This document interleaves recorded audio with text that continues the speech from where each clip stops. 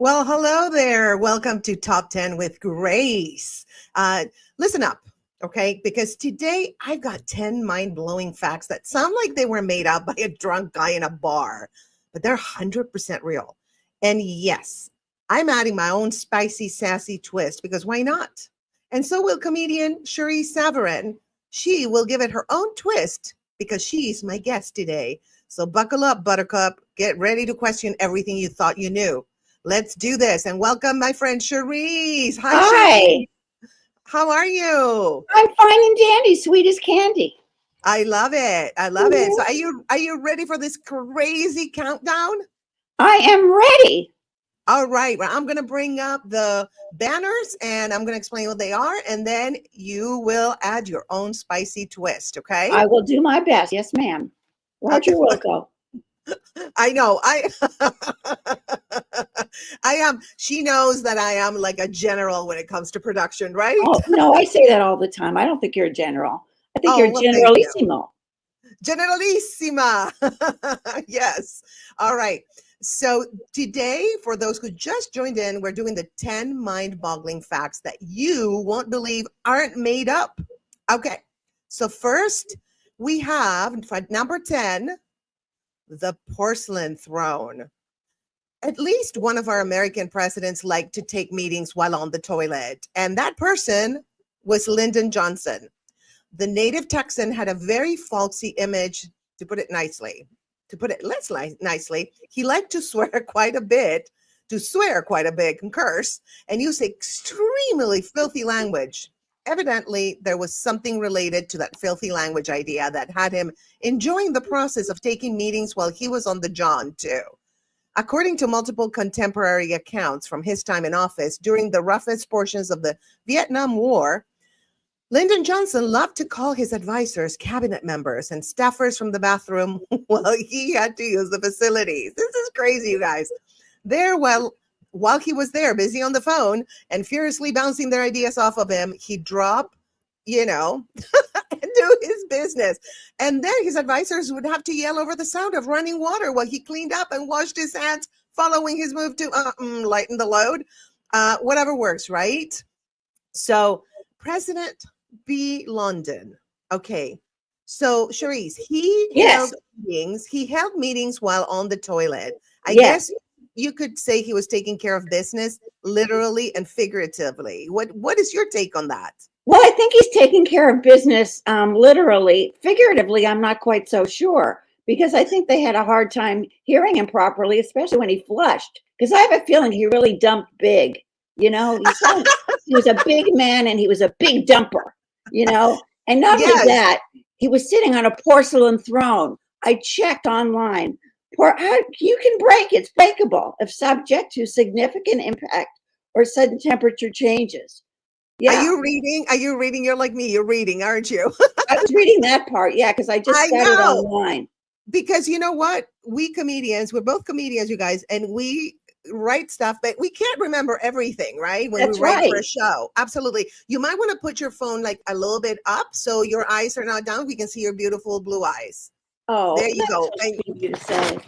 Well, well, it's I think I've got it here. Okay. okay.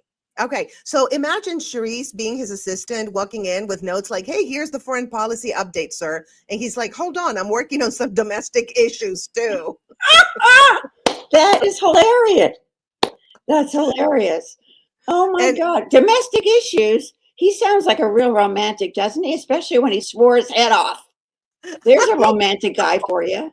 can you imagine being like with that person? I can't imagine being with that person at all. Well, Um, let me tell you, I had a boyfriend who was a lawyer, and he used to take calls on the John. I swear to God. And yes, and he was the only guy that could multitask because he was taking calls while pooping. It's like not many men can do that. well, that are you trying to give Lyndon Baines Johnson a compliment in a weird I, way? You're I saying he am, can multitask. yes. Well, you know how I always like to look at the positive, right? Yes, that's been your nature. Not It's mine, it's but my definitely nature. yours. Yes. Can you imagine, like, you go in and Lyndon Johnson is like, I want my policies flushed with success. Yes, yes, yes, yes. He was a Honestly, very big guy, you know. He was really, huge. He was I like didn't know 6 foot that. 5 and kind of bulky. That's why I'm surprised that the porcelain throne didn't break. Oh my God. Can you imagine with the weight of all his folders and papers? And no, it's crazy. I'd love him to fall into the toilet with his legs sticking out because he'd never get right in there, you know? Because it's not that roomy last time I looked, I even know, for a but how, porcelain one. Cherise, I Yeah. can't even pee. I couldn't even pee in front of my mom because I am Yeah. so, how can people poop in front of other people? What is that? Well, you know, I think he gets a kick out of it sexually, honestly. I think he does. I think Ah, there's something, you know, like I don't know if you heard about Danny Thomas, but he used to do something on coffee tables with women underneath the tables, and it was a real turn on. So maybe that's his way of turning on without letting his wife know. it's a fetish. I think it's a fetish, you know, because I think he got more satisfaction out of number two than number one. I do. I agree. I agree. Yes. Yes. Well, are you ready, Cherise? And you guys, are you ready for number 9 of the 10 I'm mind-boggling ready. things? Yes. All right. The next one is called Hold On to My Heart. Okay. So this is the story of Mary Shelley, the mother of Frankenstein. Be careful, be careful. Cherise, I can hear you. Okay. Cherise, you're moving stuff and I can hear you through Okay. the microphone. I'll So put be this here. careful with the Okay. paper. Okay. Yeah, be careful because it interferes with the sound. Okay. Yeah. No So just problem. be careful. Be careful when you move the papers. So, Okay. okay. So going back, it's Hold On to My Heart. And what do I mean by that? The story of Mary Shelley, the mother of Frankenstein. Mary Shelley was so sad when her husband passed away that she kept his heart in a jar. Yes, you heard me right. On her desk for the rest of her life after his death. And as you may know, if you're a fan of the world's most classic works of literature, Mary was married to Percy Bysshe Shelley. I don't know if I'm pronouncing the name right. Sadly, though, the two were madly in love, and Percy bit the dust far way too early. And when he was just 29 years old, that's so sad. You know, Charisse, that he drowned while he was out in the middle of the open water on his boat during a storm. And Mary was Wow. devastated. Yeah. And He was she, on the open water. If it was closed, maybe he would have lived. I know, right? Hmm. If they had some kind of net on top of it, but no, apparently no net. So Mary, Therese was devastated, and she buried his body and mourned his passing. But you know, she did not quite bury all of his body, you guys. Even though the rest of Percy's remains were buried in the Protestant Hmm. cemetery in Rome, Italy, Mary managed to keep his heart. Okay, hello, Mary. Listen to this guy. Mary Shelley managed to keep her husband's heart, okay, for herself. And instead of dropping it to the ground, she dropped it into a jar and dropped the jar on her desk. And she carried it nearly everywhere she went and to every home where she lived for the rest of her life. And it stayed with her right up until she died, too. After her death, Mary's pals found Percy's heart wrapped up in a jar, of course, in one of the final poems he ever wrote. Talk about a true and tragic love story. Mary Shelley kept her late husband's heart in a jar on her desk. Now, that's one way to keep the romance alive, or at least on ice. Oh my. Yeah. Um, well, I would say, well, I mean, it's a weird way to, you know, keep the romance alive, especially since he died when he was 29. If he would have lived till 69, they wouldn't have lasted. You know, you're still in that, you know, stage when he's 29 years old. And by the Yes. way, since it was a 29-year-old heart, at least it was fresh. Yes. Yeah, that's true. That's And nice true. Hmm. and you know, good looking heart. Is a For good looking heart. So maybe that yeah, helped, you know, but I'm sure it had, you know, veins and things sticking out. You know what I was thinking too? If she what? was alive now, can you imagine her trying? Because she went everywhere with that heart, taking it on a Yes. plane. Well, Oh they'd my say, you know, God. like, you can't take liquid on a plane. Well, this isn't all liquid, it's just part liquid, you know? Oh, Listen, she would have been arrested. She would have been arrested with the heart. Yeah. Yeah, Yeah. Well, completely. it couldn't have been beating because it was dead. I, but imagine Charisse, a friend, like stops by, right? And it's like, wow, cool paperwork. Wait, cool paperweight. And she's like, oh, no, honey, that's Percy. Say hi. Oh my God. Oh my God. That's just crazy. That That is is just insane. crazy. And Oh, I just feel imagine, so bad for her. I know, imagine also if you ask her, hey, is your husband around? And she'd be like, well, parts of him, That's right. Parts of his heart is still with me. See? right? I still feel his heart. See? See? I feel his heart. Yes. Yes. Yes. That He is loves me. so, I know. And I wonder, did she keep like the arteries that come out on the That's vein? not romantic. I don't know how I she got know. around that one. I think it was just the heart, right? It was just the heart, but the heart in the body does not look like a heart on a Valentine's card. Not at all. I don't know No, where they got that heart from. no, no. You know. Yeah. Now, Mary Shelley, didn't she write things like Frankenstein and stuff like that? Maybe that's how Yeah. she got her. Well, Yeah. maybe that was how she got her ideas. That could have Oh my God. started it. Hello. Yes. Hello? Yes. Frankenstein, the heart, this is what, he died young and we would never have had young Frankenstein without the old Frankenstein. Look at the I laugh she gave us. Who would have I thunk? know.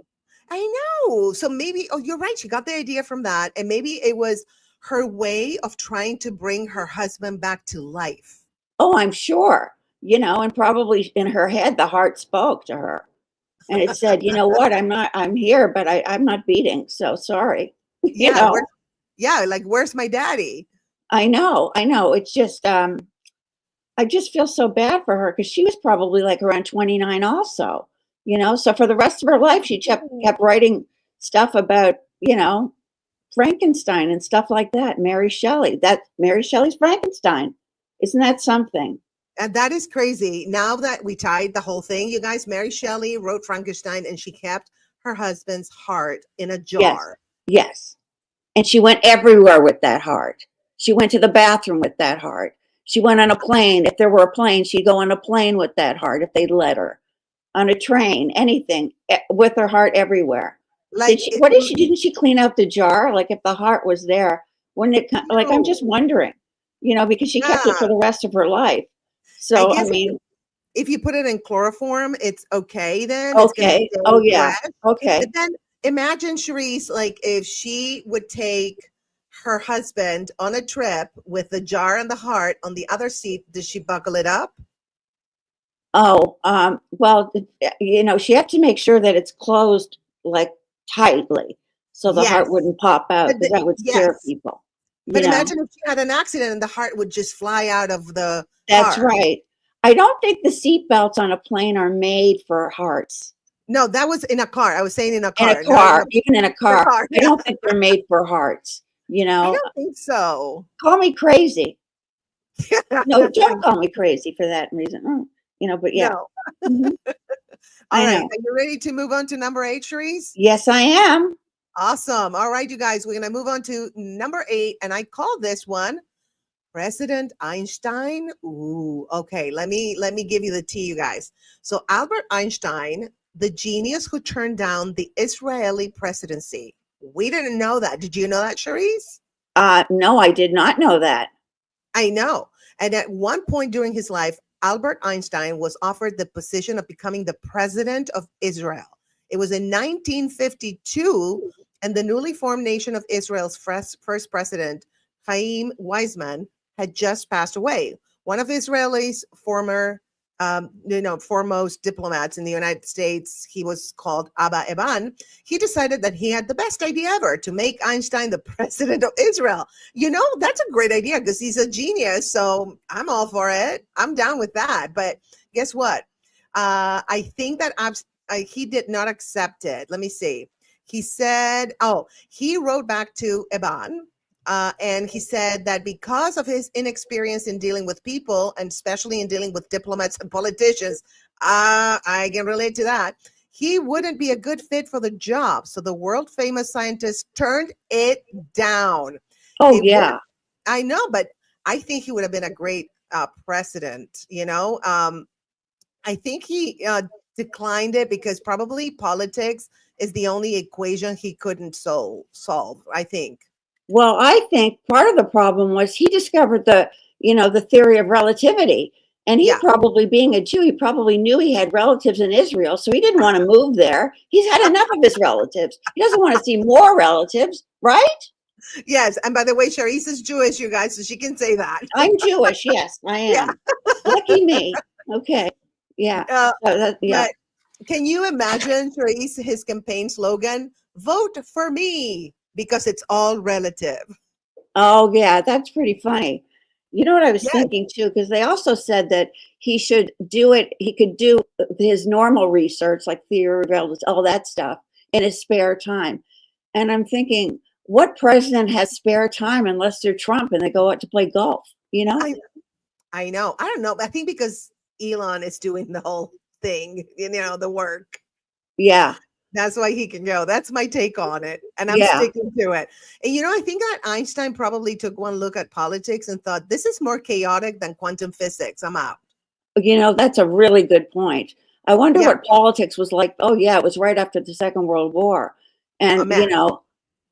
and the president of Israel died. He's probably Yeah, worried about his life too. He could get hurt. totally. Yeah. I mean, it's too much work. Being a politician is exhausting. And again, your life is on the line and, people will love you or hate you. But they would, I think 99% would have loved Einstein. He was a cool dude. Well, yeah, but the rest of the world would have a hard time dealing with a Jewish president. Well, mind you, they dealt with the other one. So, yeah. No, that would be Well, okay. A it Jewish would be president okay. in the United States, that's different. But there, that Yeah. would have been fine. That makes total sense. Sorry Yeah. about that. That's okay. That's okay. By the way, you guys, Charisse cannot hear very well today. Not because she can't hear, but something with her computer is Yep. not allowing her to hear me 100%. So if I'm a little louder than usual, you know why. Yeah. But that's why. So anyway, are you ready, Charisse, for number siete? Yes.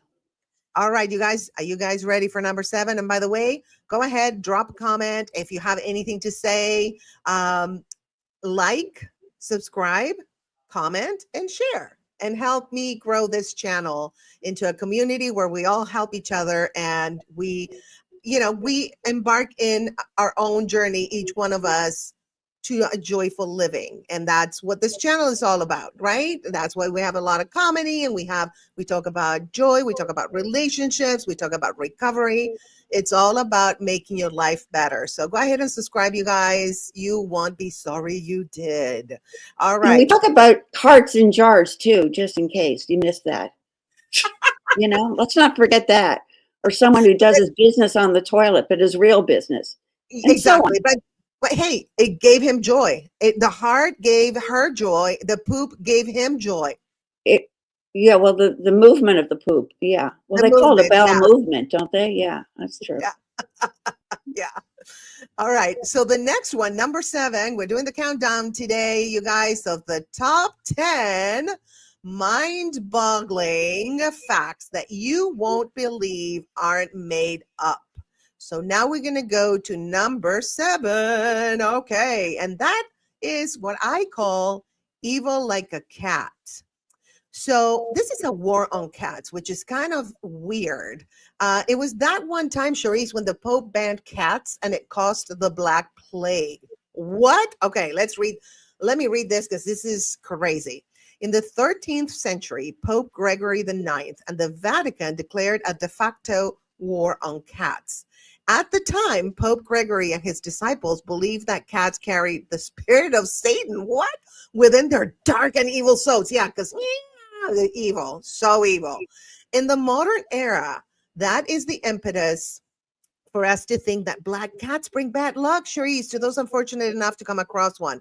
So it comes from the 13th century where they were saying Wow. that cats were satanic. What? Okay, whatever. Wow. I know, crazy stuff. But back then, it wasn't about making sure a black cat didn't cross your path. Instead, the Catholic Church went full bore on trying to ensure that cats were exterminated. Oh no! I know. I know, it's terrible. During Pope Gregory's run, his henchmen initiated a full-on cat genocide across Europe. They really did. Terrible. Why? That's terrible. Oh You, my God. you know what I was thinking? He died at the Yeah, age of 94, and I hope a cat ate him. I know. Well, let me tell you, if cats have 9 lives, Pope Gregory used up about 8 of them during his reign. That's right. Just That's one left so they terrible. could eat him. I know. And imagine, like, there are no cats. The rats were like, well, thank you, Your Holiness. Buffet time. I know. And that caused the Black Plague. That helped, cause that. Exactly. Because the rodents were like, no cats, no cats. We're partying in the street, right?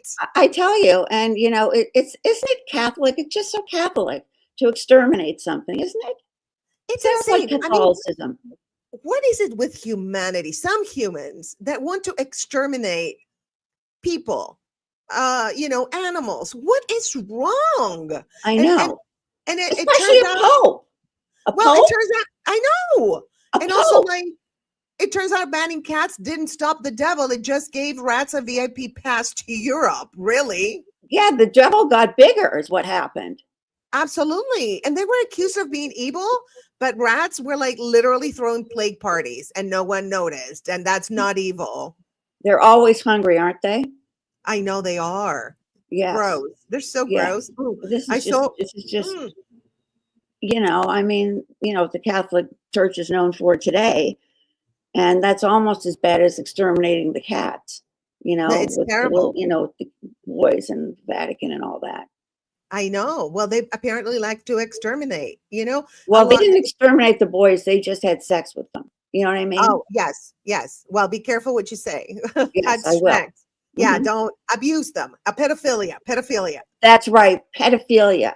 Yeah, It's very yeah, common there. absolutely. Yeah. So imagine explaining Charisse to modern Catholics like the Pope once banned cats and accidentally invited the plague. Oops, Oops. I know. That would be really something. that You would be know, crazy. that would be crazy. I don't get it. I don't understand I don't extermination. understand what he had against cats to begin with. I mean, cats, a dog like wants to be your friend and is close to you and all this, but Yeah, cats go off and mind their own business. So why I couldn't he know. mind his own business? I know. They don't bother anybody. So They evil like don't. a cat, no. Adorable like a cat. I There, know. Pope Gregory. Ha ha ha. He waited All till right. they were cats, though. He didn't exterminate kittens, I hope. Oh, I know. Yeah. He probably did. They don't care. But that's a Yeah, pope, though. That's a religious symbol. Exterminating something. I I can't know. get over that. It's like you have no authority to do that. Like nobody has authority to do that, Nobody, period. especially someone who's it was a pope. I know it's supposed to be like spiritual. What's spiritual about What's killing spiritual cats? about that? I just Unaliving, blood excuse and me. guts. Yeah, like unaliving cats. That's not very spiritual. No, it's not spiritual at all. Yeah. And Satan, how can you prove that they're satanic? I know. Ugh, they needed Einstein there. Yeah, That's we for needed sure. Einstein there, Yeah. Where's Yeah. Einstein when you need him? Because he wouldn't, and he'd be fine with it because the cats aren't related to him, Exactly. right? Exactly. Yes. Yep. All right. Are we ready, you guys, for number 6? Charisse, are you ready for number 6? Yes. Awesome. Okay. So Mary, I call this one Mary actually had a little lamb. So the messed up origins of Mary had a little lamb. This is the nursery rhymes explained. Did you know that Mary had a little lamb was actually based on a true story, Charisse? Hmm. Believe it or not, the Mary from the children's song was actually a real person. And yes, she actually did have a little lamb. Her name in real life was Mary Sawyer, and she was born in 1806 in rural New Hampshire. One day in about 1816, the little lamb she owned at her family home decided to follow her to school. So when she arrived, Mary realized that she couldn't just parade the lamb around in school all day. So what she did is she wrapped it in a blanket, laid the blanket at her feet, and prayed that it wouldn't make a noise and alert the teacher to its presence. But unfortunately for Mary and her little lamb, that didn't happen. The lamb stirred, made noise. Of course, that's what animals do, right? And Right. moved around underneath the blanket. Almost immediately, the teacher realized that something was going on. And the name of the teacher was John Ralston.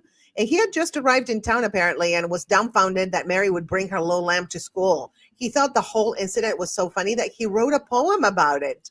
Soon enough, American folk artist, poetry, and nurse rhymer writer. I'm saying it all wrong. American folklorist. Is that how you pronounce it? My Latin Folklorist. Yeah. folklorist. Yeah, that's a Folklore weird. and Yeah, yeah. folklorist. For a Latina is a little weird. And Even nursery English rhyme. is. Yeah, I know it's so weird. We'll No. do an episode about that. How weird English is. Yeah. Is it backwards? Okay. I know. We'll talk about that in another episode. We'll bring you Yes, we back. will. So this nursery rhyme writer, Sarah Josepha Hale, picked up on the poem that this teacher had written about the lamb and completely reworked it into the nursery rhyme we know and love today. Who could have possibly figured that a loyal lamb in a schoolhouse in rural New Hampshire 2 centuries ago would turn into one of the most legendary moments in the history of nursery rhyme stories? Well, it's true. And a couple of things that I want to say. Yes. First of all, is there any such thing as a lamb who isn't little? They're a lamb, for God's sake. You know, and I think the reason the lamb was by her side and following her everywhere is that lamb didn't want to become a lamb chop. Right? Yes, you're right.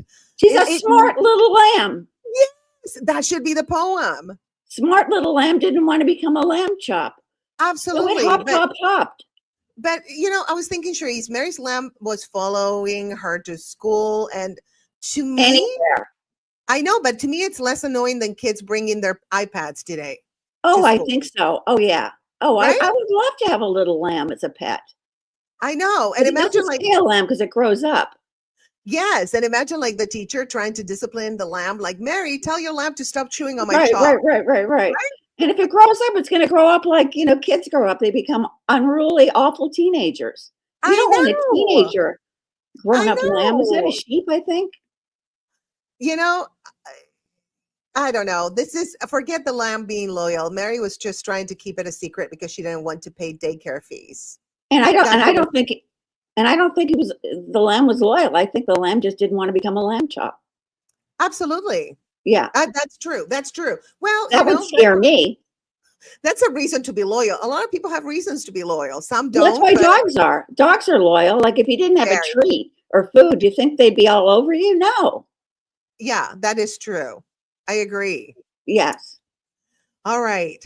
So we're going to go to number 5. Yay. Number 5. I call it Knock Me Up. Okay. Let's see what this is about. Knocker uppers, the human alarm clocks of the Victorian era. Ooh. So what do you think people did decades or like centuries ago to get up early in the morning and start taking care of their daily activities before alarm clocks were invented? Sure, perhaps some of them relied on the local rooster on their farm, right, to wake them up as soon as the sun rose. But people who lived in half urban and completely urban environments needed to do something different. And for those people, the solution was simple. They hired people to shoot dried peas up at their windows in order to wake them up from their slumber. Wait, what? The people who shot the dried peas were called knocker uppers, Cherise. They had an entire industry going in Britain in the first half of the 20th century. I would have loved to do that. Basically, people would hire a knocker upper to come by their home at a certain time and make sure they were awake. Think of them like a rudimentary hotel wake-up call, perhaps, right? Wow. Yeah, these people would use like long fishing pole like sticks or other pea shooters to literally blow dried peas at the window of the person by whom they were tasked to wake up. The peas would hit the window, the noise would rattle around the room, and bam, you had an alarm clock. Well, what I was wondering was, who woke up the pea shooter when it wasn't sunny out? Right. You're not going to see the sun come up if it's raining. Well, maybe other pea shooters woke them out. It was like a collective thing, but the first pea shooter had to wake up by themselves. Like how? You're right. Like how would they wake up? Maybe right, if it's raining. I know. Maybe they had a rooster, and the rooster would be like waking them up. I don't know. So I don't know how reliable it was. But I think we're honestly, better off with our alarm clocks. yeah, and I think it's way less aggressive than my iPhone alarm Yes, yes. because You if know, and someone, what if your window was open and the pea hit you in the eye? well, Could then be you woke dangerous. up. You woke up with a bump on your head, but you didn't That's wake right. up. Or I know. blindness in your eye from a pea. That you lose an eye, but hey, you can go to work early, Right, right. right? So Imagine like waking up every morning to the sound of like peas hitting your window. Like, is it time to that's wake up? awful. Like, is it time to wake up, or is someone attacking me with vegetables, or is it time? Is it lunchtime? What is this? Right? Yeah. Well, I was wondering, it's funny how language changes over time. Like knock her up compared to knocked up. I wonder how many women were woken up when they got knocked up. Or when they were getting knocked up at That's the right. moment of You know, conception. we don't know how many women really enjoyed themselves. We don't know. Some of them I just know. got knocked up and that's how they woke up. That is insane. And I thought my neighbors are annoying. No, they're not. Compared to this pea shooter guys, Oh, that would no. be, yeah, no, I don't want a pea shooter guy in my Yeah, I window. know. I think that the original knocker uppers were just like passive aggressive morning people. Like, hey, you want to sleep in? Not on my watch. Right, right, right. Y- Yeah, yeah. I just thought, Imagine like Cherise, imagine being late to work and having to tell your boss, sorry, my pea shooter didn't show up this morning. that's Right? really funny. That's really cute. I love that. My pea shooter didn't show up this morning. Okay. Um, yeah, that's very Do you good. have Very anything else funny. to say on that, or do you want us to move to On the number pea shooter, I'm cuatro? trying to think. You're trying to Um, think. yeah, because I was thinking, I was going back to the way with the woman with the heart, remember that one Yes, in the jar? yes. I mean, what a way to like feel badly, because your lover died. Like I've had people break up with me. The last person who broke up with me was the chairman of the board of the International House of Pancakes. Now that should make most women cry. And it made me Yes. cry and overeat, but it surely didn't make me want him to die. I'm just making that, I'm just saying. Did you And overeat pancakes? Did you eat a lot of pancakes, or you were just like not completely one pancake, not one pancake? not one pancake. No, That's what I thought, girl. I'm that's telling right. you. All Yes. right. You want to go to number cuatro, number I, 4? yeah, I think so. All right. Okay. I call this one, Cherise, a husband never forgets. Ooh, all Oh, I right. love this one. Ooh. Yeah, let's get into it. By the way, I did not read like I I I told ChatGPT to like tell me the story of all this because I did not write that part. I wrote the jokes, but not the part. Right. So I'm reading it. I am reading it, guys. Okay. Not Okay. the jokes, but well, the jokes, I'm just looking at them, but I know them. But I'm just reading. So if it looks, I'm trying to do my cold reading, bring my cold reading skills to the show today. So You have if great it looks, skills, Grace. thank you, thank you. Well, I'll do my best. Okay. Mhm. So this story is about Peter the Great, Charisse, and it's Russia's greatest Tsar documentary. Let's dive into it. So Okay. remember how? Yeah, let's do it, girl. So remember how Mary Shelley kept her husband's heart in a jar at her desk for the rest of How her could life I after he forget? died? I Well, we've got a fact that is going to seriously one step that one. The Russian Tsar, Peter the Great, opted to keep the head of his wife's lover in her bedroom after he had the man unalived. According to historians, Peter the Great discovered his wife Catherine was having an affair with a man named William Mons. Enraged, Peter had the man captured, interrogated, imprisoned, and eventually unalived. By, but cold-blooded unaliving wasn't enough for Peter. No, no, no, no, no, no. Peter, he wanted the whole package. He needed way more than that. So after William Mons was unalived, Peter ordered his henchmen to place his head into a jar with alcohol. Oh my God, I'm getting sick. I'm getting sick. What? Yeah. Oh my God, that is so gross. Then he demanded that the jar be placed in Catherine's bedroom. Can you? Oh my God. So he forced, because back then, they told their wives what to do, right? So she could not complain. and they put it. I would sleep outside on a bench if my husband did that. Oh, I would leave, I'm first of all. well, we know they slept in separate bedrooms for sure. I mean, Oh yeah, because well the that's pain was why. Yeah, only for her, can you you imagine? know. I would be like, what's he gonna do to me now? I'd be so scared to Well, sleep yeah, next to that's why him. he knew that she wouldn't cheat, because if she cheated with someone else, they get their head cut off, which is I crazy. know. I Um, know. Oh, so gross. I'm, So I'm I can don't you know if I imagine can like say go ahead, sorry. I don't know if I can say this, but I'm surprised he didn't try to pickle, Oh, his her his his ex-boyfriend's member? wiener. I'm just He's surprised. I That's know, all. I know. Can you imagine A pickled the wiener. head and the wiener next to your bed? That's right. Well, that's all You that don't counts. It's the you don't mind and know the if wiener. totally, you don't know if to throw up or to get turned on. That's It's like, right. what do you do? Yeah. It's kind of Wouldn't that be funny if it actually turned her on? That would really, like, okay, that'd I be know pretty that would cool. be.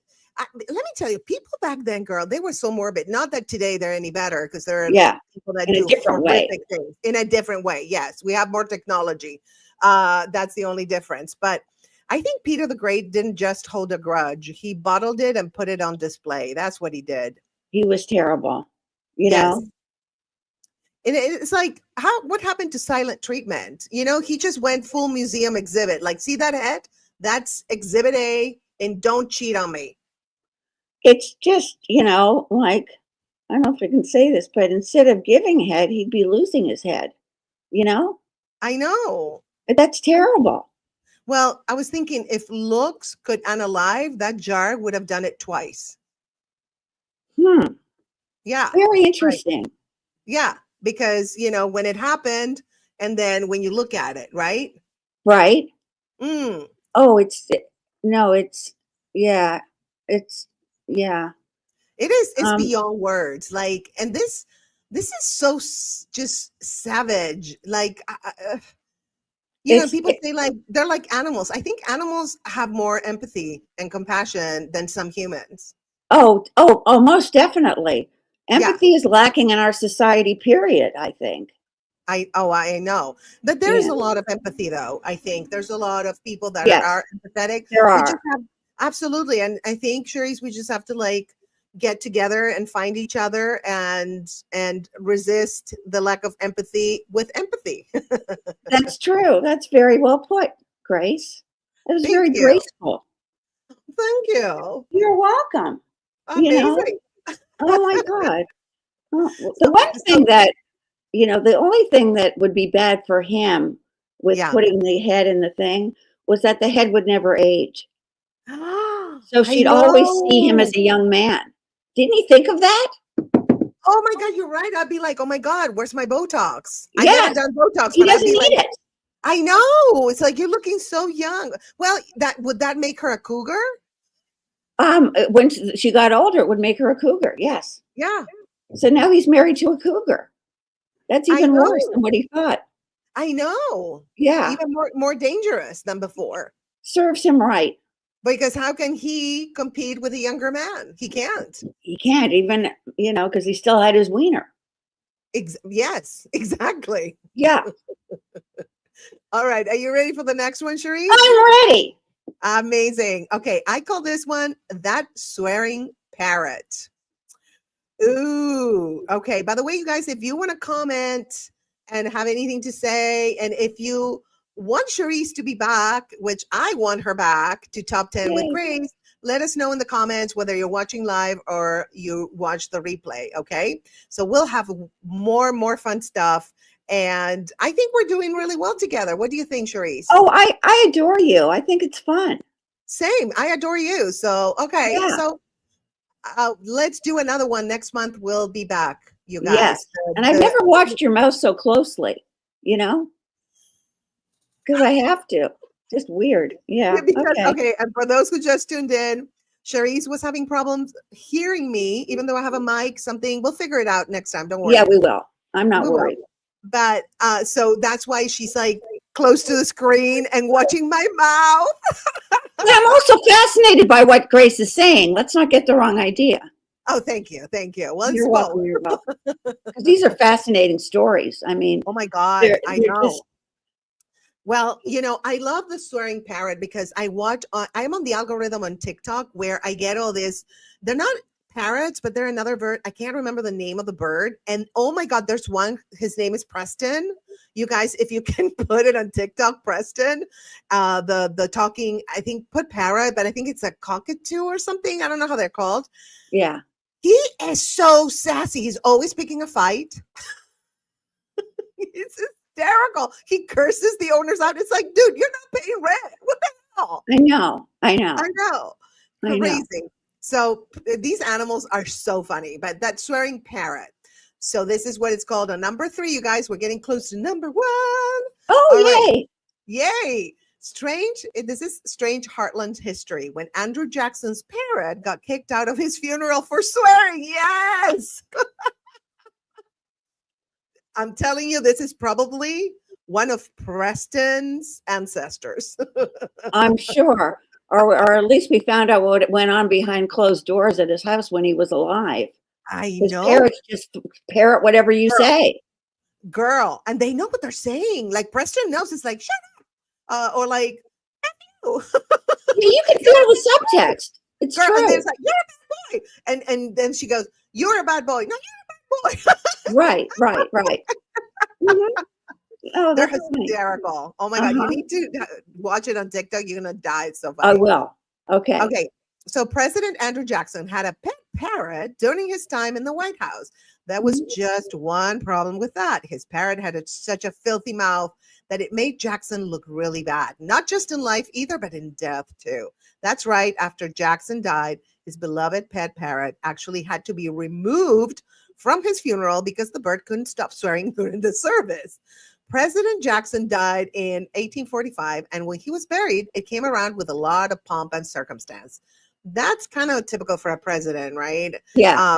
Yeah, and also he had earned a lot of respect and admiration from his peers in Washington, D.C. So Jackson had a state funeral with hundreds of very important mourners in attendance. And along with all those people came Jackson's loyal pet parrot. And the bird got a little bit out of control. Nobody knows why the parrot couldn't stop swearing at the funeral. Some people think the animal must have gotten excited about seeing so many people gathering in a large crowd. Can you imagine? Right. F you all. Getting antsy over that, the bird started dropping F-bombs. Predictably, the mourners were horrified. Oh, really? Come on. Like, you never said that in closed doors. Right. Right. Okay. Hypocritical. After a while, with no sign that the bird would ever stop swearing, somebody had to escort the bird out of the funeral. People then got back to mourning Jackson's death, and the poor grieving parrot presumably continued to mourn in its own weird, unexpected, not safe for work way. Right. Oh my God. That was the way that parrot mourned, is I by know. throwing Yes, F-bombs. That was the I way, know. because a parrot doesn't know how to cry, does it? Yes. Yes. Well, it's like he's saying, I'm grieving, but I'm making it spicy. Well, that's very interesting. Yeah. Right? I think Yeah. that's what he was thinking. Well, he's also honoring his owner by doing what his owner did when he was alive, which was swearing his head off all over the house all day long. That's what it Well, looks like. can you imagine being president? I would be constantly swearing. Yeah. Well, It we has know to that be. Lyndon Baines Johnson did even more than that, but yes. I know. Yeah. It's a stressful job, and somehow they gotta just get rid of that stress with the poop or with the swearing. Yes. That's what we got. I feel bad for the parrot because it was just mourning his owner. He didn't Yes. know. Yeah. He shouldn't have been left out. They should have all joined in and swore together. It would have been I a know. lovely thing, wouldn't it? Yes. Put it to music, for God's sake, Absolutely. Yes. Like do a hip hop song with it, right? Yeah. Have fun. Celebrate his life and how he loved to swear, because that's I what know. the parrot's telling you. I know. I think the parrot wasn't just swearing, he was practicing stand-up. Yeah. Because the parrot didn't say, hey, it's a nice day. No. He said other things. Absolutely. Yeah. So, it's not like the parrot was a preacher. So give it a break. Yes, I know. I'd be surprised if it was a preacher saying that, but a parrot, hello. Yeah. It's just a little parrot, and it's just parroting what the owner did. That's all. Absolutely. And Absolutely. that's how he cried. Yeah, give the parrot a break. Come on. It's a parrot. Jeez. people are so stuck up, especially like people in high places. Like Yeah. they're so stuck up. It's like, just let it go. Yeah. I mean, big deal. So they're swearing at the funeral. I know. You don't realize it, but it's honoring him. Yeah, but then they just, unalive all the cats in the Vatican, and nobody cares. But a parrot is swearing at a funeral, and That's everybody is right. horrified. Well, that's like violence in film is okay, but anything that's got to do with the bodies, not having clothes on isn't, you know? I, I mean, what is up my with that? opinion. I don't get it. But we're not going to change the world. Yes. Yes. We can't. Apparently, Charisse, from what we're reading, it's been like that for years and years and centuries, actually. I swear, I thought you said apparently. I said apparently. Apparently, not apparently. Apparently, really? I Did I thought you say that, said like guys? parrot. Apparently. Up. That's what I thought you said. Maybe I did. I don't know. I I don't think know. Apparently. And I thought, I wow, that's and we invented a new word. we did apparently. That's genius. Yeah. Apparently. Yeah. Maybe sometimes I do not pronounce consonants because in Spanish you kind of swallow the consonants. Right. Right. And so maybe that's why it sounded like that. So when we watch the replay, we'll see. But I It was believe. apparently. I know. I believe you. All right. Are you Apparently ready be for? honored. The Are parrot. you ready for Okay. number dos? I call this one pee luck. So this is. Are you ready for this one, Charisse? This is your. I'm waiting. I'm waiting. So this is the weird ways the Romans used urine in their daily lives. Hmm. Way back in the era of ancient Rome, many of the Romans living back then would use pee as mouthwash. What? As mouthwash? Yes, you read that sentence right. I mean, I read it right and you heard it right. Human pee was very valuable in the ancient world, in the Roman Empire for many different reasons. They used it as an ingredient of a very primitive form of gunpowder. For one, what you can unalive with pee? I didn't know that. Right. And I thought that gunpowder shouldn't be made from number one. It really, I know. exploding should be number two. That's where the explosions come in. So I'm surprised it wasn't number two. But that's I just my know. opinion. Yeah. No, I don't know. I'm going to continue to read and see what else they used Okay. it for, right?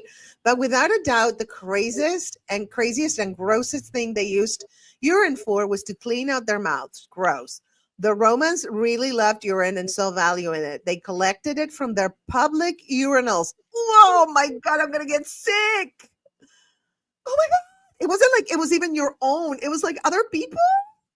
Oh my God. Oh my God, I'm going to have a panic attack. They would buy it from each other too. Oh my God. Can you imagine going out in the corner? Hey, you got some pee? I'm just thinking, what if they put tariffs on the pee?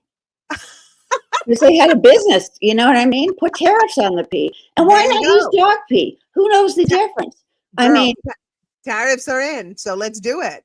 and dog pee. If I saw dog pee and people pee, I don't know if I would know the difference. I don't think so. So you can like when people do bad substances, they sell bad substances. You can sell bad pee. That's right. But I will say that when I did have a dog, okay, my dog would stop at all the trees, okay? And she had a business mind because you know what she was doing? What is she Not doing? only was she peeing, she was checking her pee mail.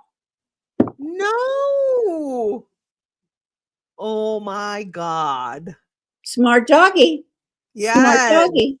I love it. Mm-hmm. So, apparently the market got so hot at one point, Charisse, that the human pee was even taxed by the government every time it was sold, like That's sales why tax.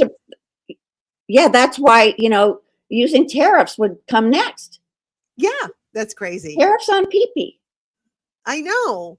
So basically, you know why they use urine in their mouth? They thought it whitened their teeth, but it's yellow. I know.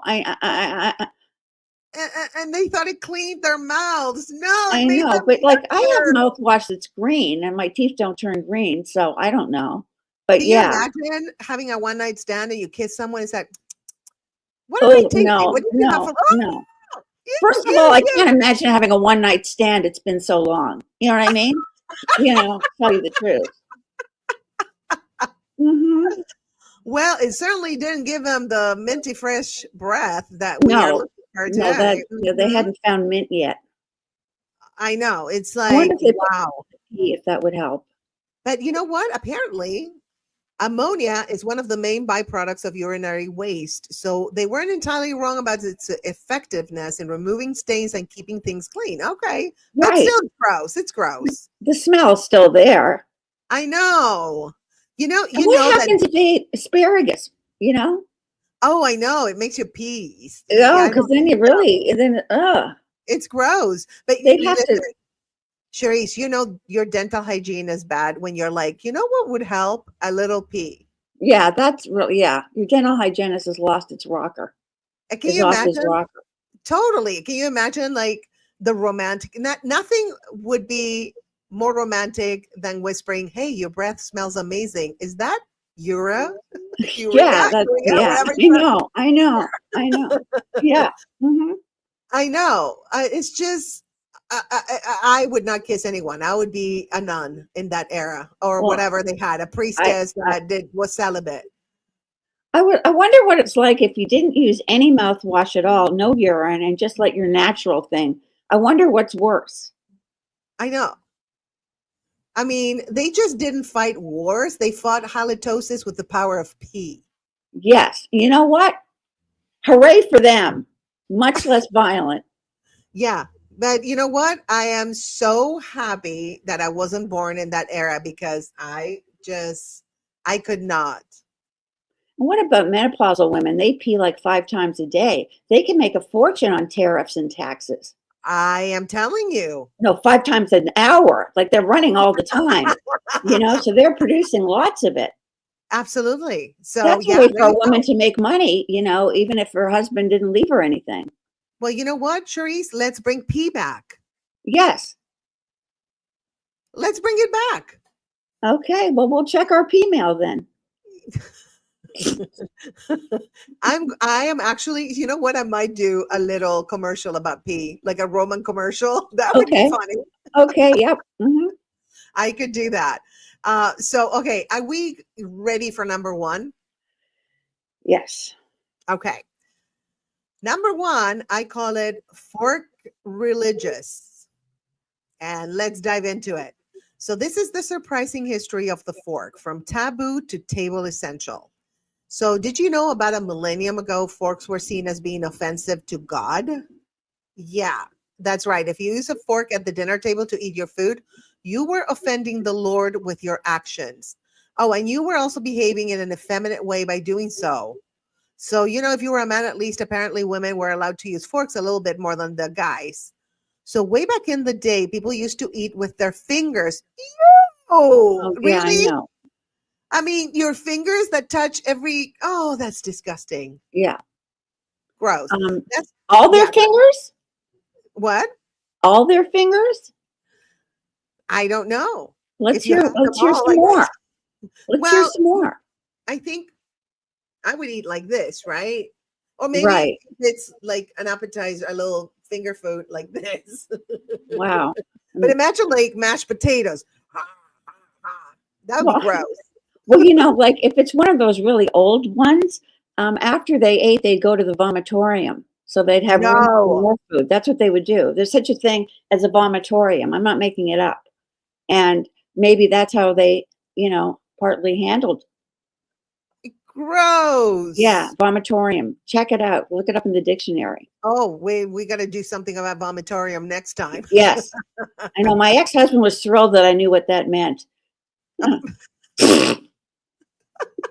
He Of was. all the words available in the English Yep. language, He was thrilled. vomitorium. Yeah. You know what that means? Wow. Wow. Did you know that even like Europe's upper classes at the time, it was considered offensive to God and unacceptable? Impolite company to eat with a fork. Really? Not, but this Oh, was it's acceptable and terrible. polite. What the hell? I mean, things change, don't they? Yeah, and at least you don't have to look for your hands. I know. Yeah, that's They're true. But handy. They're Yeah, handy because they're hands, yeah, exactly. handy hands. Absolutely. Yeah. Did you know that the rich set themselves apart from the poor by eating with three fingers? Oh, with three fingers only instead of the whole hand, which is what poor people would do. Poor people would like that. Right. The royalty would eat like this, which is the same to me, but whatever. If you think you're better than the poor people because you're eating with three fingers instead of five, go ahead. Um, I wonder if so the the poor people use their finger, the middle finger, as a, the like, heck with yeah, you. you're a noble. Here's me Yeah. eating. Yeah, Yeah. exactly. 100%. So the three or four pronged utensil had been found in Turkey and other places in Europe and the Middle East and dates back as early as the fourth millennium BC. Wow. However, Okay. I know that's crazy. However, for thousands of years, they were merely used as tools to dig. Oy. Simultaneously, Forks? Can yeah, you I know. imagine digging with a fork? What about a shrimp fork? How That long is would it so take to dumb. dig something? I know that is so dumb. It's like, yeah. Oh, here's like two little Shrimp clumps of, forks. yeah, Go at it. yeah, yeah, that's crazy. Dig, dig. And until about the 11th century AD, Italians and nearly everyone in Europe regarded those who ate with forks as godless and sacrilegious. Like sacrilegious. How do you say that word? Sacrilegious. Sacrilegious. Using a fork in the 11th century was offensive to God. Apparently, God's biggest concern was table manners at the time. Yeah. Right. And he was Yeah. so concerned about table manners that he loved watching them eating with their fingers. I know. Imagine like telling someone in 1050, yeah, I'm eating with a fork, and they go, repent, demon. Right. Get Right. behind me, Right. Satan. Well, What in the we've evolved. Maybe God evolved too. yeah, yeah. Can you imagine Italians would be like, how dare you poke your pasta with that tiny trident of the I know. devil? I know. How do you eat pasta? Oh, oh, Crazy. The church was like, God gave us fingers. God gave you fingers. So could you yeah. eat spaghetti the messy way he intended? Really? Oh boy. Yeah. It's crazy. Just crazy. Yeah. And apparently, real men stab their food with raw aggression or just their thumbs. Like, what is that? Oh, real men and their thumbs. I tell you. No such thing. Let's leave that Well, one alone. Mhm. this was the top 10 with Grace, the top 10 mind-boggling facts that you won't believe are not made up. So that's what we did today. And thank you, Cherise, for joining me. We'll bring Oh, you it was back a next pleasure. It was so time. much fun. I know I had a blast. I had a blast. I love it. I love it. And there you have it. 10 wild facts that to prove reality is weirder than fiction. But honestly, if the Eiffel Tower can stretch for summer and Scotland can have unicorns, then you can believe in yourself too, babe. If you laughed, learned, or just love hearing me ramble and Cherise ramble, make Mhm. sure to like, subscribe, and leave a review. And share this episode with your favorite weird fact friend because we all have one, right? Don't Yes. let, yeah, you're mine and I'm yours. Don't let this knowledge die alone, you guys. And hey, if you see me riding a unicorn to Starbucks trying to break $100,000 bill for a latte, mind your business, okay? All right, you guys. Bye. Thank you for tuning in. I'll Thank see you very you. much. Thank you. Bye, my Mhm. loves. Mwah. I love you. Thank you for tuning in. Introducing your top 10 with Grace must-haves, the ultimate beanie cap and water bottle duo. Style and function rolled into one fabulous package. Whether you're chasing the sunrise or winding down at your favorite cafe, this duo is here to keep you going. Made for your on-the-go lifestyle, this water bottle keeps drinks perfectly hot or cold, while the beanie adds a touch of cozy chic to your look. From the gym to the great outdoors, these essentials are so you. Get yours today at www.thestateofgraceshop.com and use code GRACE10OFF for 10% off your order. Your new favorites are just a click away.